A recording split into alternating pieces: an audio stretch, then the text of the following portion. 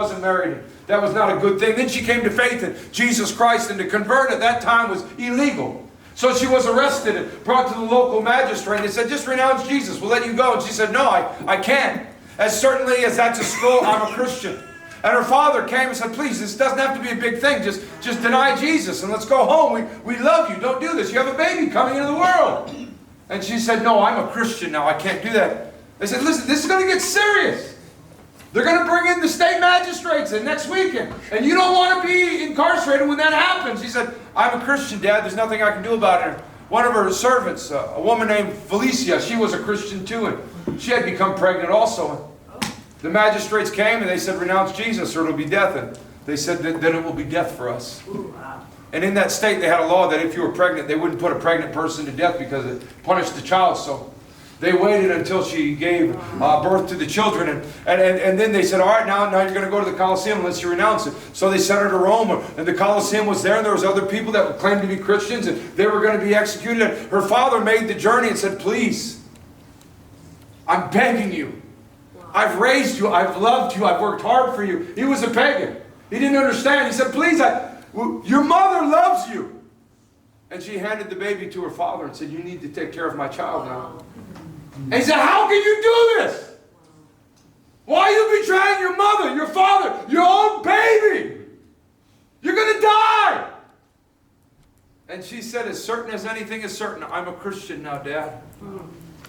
And the day came when they took her to the Colosseum. And the one Christian in front of her got gored by a bull, and another Christian in front of her got ripped apart by a lion. A third Christian, the lion didn't seem interested and the bull didn't seem interested, so the executioner came and put the man down and took his life. Felicia had been stomped by the bull, and so she was pretty badly wounded, and the executioner came to her and took her life. And then they tried to get the bull to get Perpetua, but the bull wouldn't move. And then they tried to get the lion to attack her, but the lion wouldn't move. It was eerie. It was weird. There was a hush on the crowd. It was like a spirit that just came upon everything. There was like a stillness.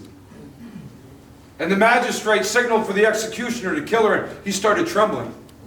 He couldn't do it. He dropped the sword and went to pick it up, and he couldn't do it. And finally he walked over to her, and he looked, and tears started coming down his face, and she had this strength, this love in her eyes, and she grabbed his hand with the sword in it and put it right to her neck.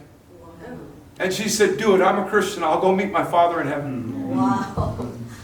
She's remembered because she loved Jesus more than her father. Wow. She loved Jesus more than her mother.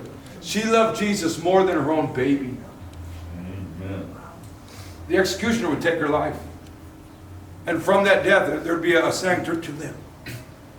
The blood of the saints is the seed of the church.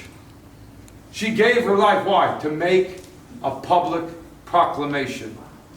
To make a demonstration. To make not just to take inventory, but to admit I'm a follower of Jesus Christ. I want to challenge each and every one of us. Let's not just admit the bad things we've done.